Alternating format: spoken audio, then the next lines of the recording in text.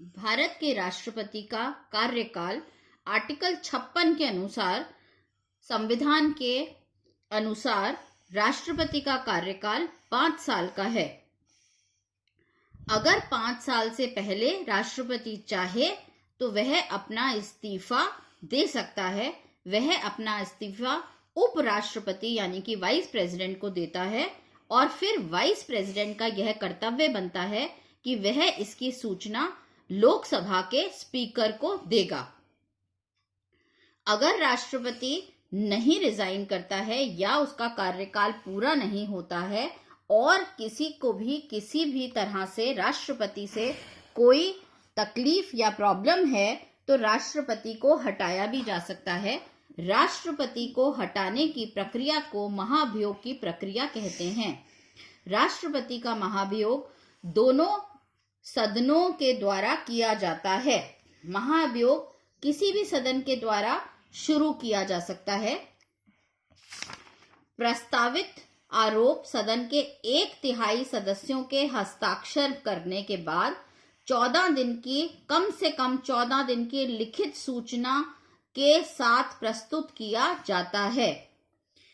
जिस सदन के द्वारा महाभियोग की प्रक्रिया शुरू की जाती है उस सदस्यों के कुल सदस्यों की संख्या के 2/3 बहुमत द्वारा पारित किया जाना उस प्रस्ताव को आवश्यक है। अगर एक सदन के द्वारा वह महाभियोग का प्रस्ताव पारित कर दिया जाता है तो वह फिर दूसरे सदन में जाता है और दूसरा सदन उसी आरोप की फिर जांच करता है। जांच सदन स्वयं भी कर सकता है या किसी न्यायालय या न्यायाधिकरण द्वारा भी की जा सकती है। जांच करने के पश्चात अगर आरोप सिद्ध हो जाता है तो कुल सदस्यों की संख्या के 2/3 बहुमत से उस महाभियोग के प्रस्ताव को पारित किया जाता है। दोनों सदनों द्वारा अगर प्रस्ताव पारित हो जाता है तो ऐसा होने पर राष्ट्रपति पर लगाया गया आरोप सिद्ध हो जाता है और राष्ट्रपति को पद से हटा दिया जाता है। जिस दिन से महाभियोग चलाया गया उस दिन से नहीं, लेकिन जिस दिन से संकल्प दोनों सदनों द्वारा पारित किया जा जाता है उस दिन की तिथि से राष्ट्रपति को पद से हटा दिया जाता है। यह राष्ट्रपति के महाभियोग की प्रक्रिया है। फिर हम आगे चलते हैं। राष्ट्रपति को किस तरह की तनख्वाह एवं भत्ते दिए जाते हैं। राष्ट्रपति का पद बहुत ही गरिमापूर्ण पद है। यह अत्यंत गौरव एवं सम्मान का पद है। निवास के लिए राष्ट्रपति को एक राजकीय भव्य भवन उपलब्ध किया जाता है जिसका उपयोग वह बिना किराए दिए करता है। दिल्ली में स्थित यह राष्ट्रपति भवन ही उसका निवास स्थान है और वहीं उसका कार्यालय भी स्थित है। राष्ट्रपति को वेतन के रूप में और अन्य भत्तों के रूप में वह राशि दी जाती है जो समय समय पर संसद के द्वारा निश्चित की जाती है। राष्ट्रपति को कार्यकाल के दौरान और अवकाश ग्रहण कर लेने के पश्चात भी निशुल्क चिकित्सा उपलब्ध कराई जाती है। राष्ट्रपति को कार्यकाल के दौरान राष्ट्रपति के वेतन और भत्तों में किसी भी प्रकार की कटौती नहीं की जा सकती। राष्ट्रपति की पदावधि समाप्ति या पद त्याग कर देने पर वह पेंशन दी जाती है।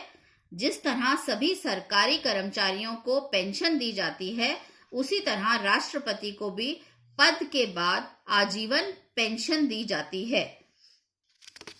अब हम राष्ट्रपति के निर्वाचन की बात करेंगे। आर्टिकल 55 एवं 54 के अंदर राष्ट्रपति का किस तरह से चुनाव किया जाता है, किस तरह से निर्वाचन किया जाता है, वह हम इस बारे में देखेंगे।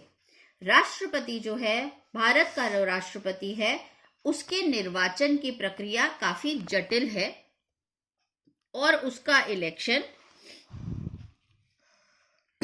एक इलेक्टोरल कॉलेज के द्वारा किया जाता है। इलेक्टोरल कॉलेज में 2 तरह के सदस्य होते हैं।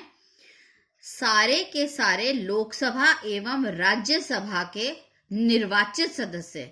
यहाँ केवल निर्वाचित सदस्य भाग लेते हैं। कोई भी नॉमिनेटेड जो सदस्य होता है वह राष्ट्रपति के इलेक्शन में पार्टिसिपेट नहीं करता। राष्ट्रपति के निर्वाचन में लोकसभा और राज्यसभा के दोनों सदस्य कार्य करते हैं। फिर जितने भी विधानसभा के निर्वाचित सदस्य हैं वह भी राष्ट्रपति के निर्वाचन में भाग लेते हैं।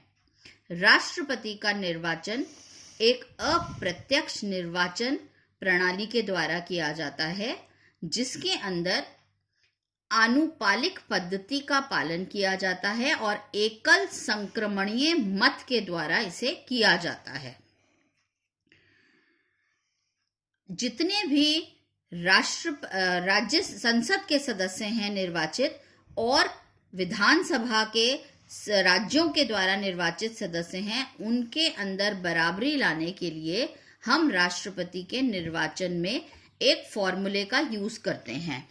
वह फॉर्मूला है, जितनी भी राज्य की जनसंख्या है उसको हम भाग देते हैं विधानसभा के निर्वाचित सदस्यों की संख्या से, उसके अंदर 1000 ऐड करते हैं तो हम एक सदस्य विधानसभा का कितने मत देगा वह मत निकाल लेते हैं। उसी तरह से जितने भी मत लेजिस्लेटिव असेंबलीज या राज्य की विधानसभाओं के द्वारा दिए जा रहे हैं, उनको हम जितने भी कुल निर्वाचित सदस्य हैं हमारे संसद के, उनसे भाग लेने पर हमारे कुल निर्वाचित सदस्यों की संख्या आ जाती है। इस तरह से राष्ट्रपति के चुनाव का, निर्वाचन का, इनडायरेक्ट इलेक्शन राष्ट्रपति का चुनाव किया जाता है। धन्यवाद।